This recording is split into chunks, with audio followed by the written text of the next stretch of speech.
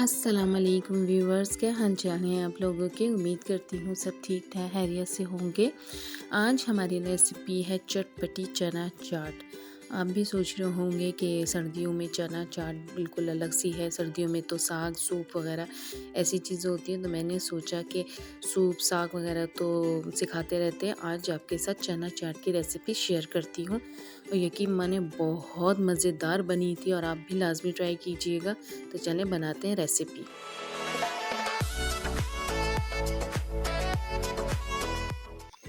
यहाँ मैंने एक पाव चने लिए हैं, काले चने हैं, रात में भिगो दिए थे। इसमें मीठा सोडा और नमक डाल के भिगो दिए थे, सुबह बॉईल कर लिए और ये जब गल गए तो यहाँ इसको ऐड कर दिया।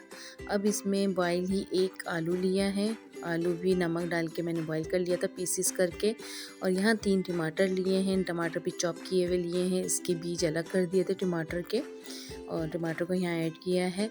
और अब यहाँ पे एक दरमियानी साइज़ की प्याज चॉप की हुई वो ऐड की है और एक खीरा ऐड करेंगे, ये भी चॉप किया हुआ है, एक खीरा लिया है सिर्फ, इसको भी चॉप करके इसे ऐड कर देंगे। और यहाँ 4 से 5 अदद हरी मिर्चें बारीक कटी हुई, बिल्कुल बारीक बारीक कटिंग होनी चाहिए वरना ये मुंह में आती है।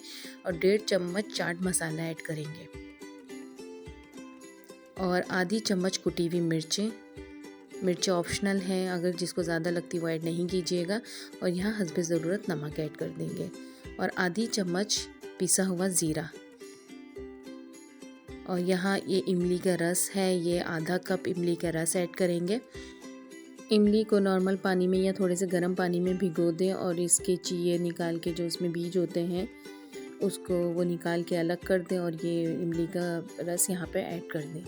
बस अब इसे अच्छे से मिक्स करेंगे ताकि जो मसाले हमने इसमें ऐड किए हैं वो सारे अच्छी तरह मिक्स हो जाएं।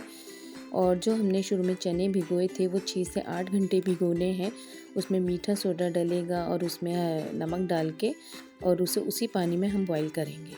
अब यहाँ ऊपर से गार्निश के लिए थोड़ा सा हमारा धनिया ऐड करेंगे। आप चाहें तो पहले भी ऐड करके और इसे अच्छे से मिक्स कर सकते हैं, मैंने यहाँ ऊपर से ऐड किया है हरा धनिया। और आधा नींबू ऐड करेंगे, थोड़ा सा जिसको खटाई ज़्यादा पसंद है वो नींबू ऐड कर सकते हैं वरना ये ज़रूरी नहीं है। और यहाँ थोड़ी सी पापड़ी ऐड कर देंगे। पापड़ी तो मुझे लगता है चना चाट या कोई भी चाट की जान होती है। और इसको हमने हरी चटनी और थोड़ा सा दही के साथ रखा है ताकि जिनको दही पसंद होता है चाट में वो दही भी ऐड कर सकते हैं और ऊपर से चटनी भी ऐड कर सकते हैं। मैंने सब में दही ऐड नहीं किया है इसलिए अलग रखा है। देखिए कितनी मज़ेदार और चटपटी सी चना चाट फ़ौरन तैयार हो जाती है, कोई टाइम नहीं लगता। तो आप भी इस रेसिपी के साथ ट्राई कीजिए, इंशाल्लाह आपको बहुत पसंद आएगी।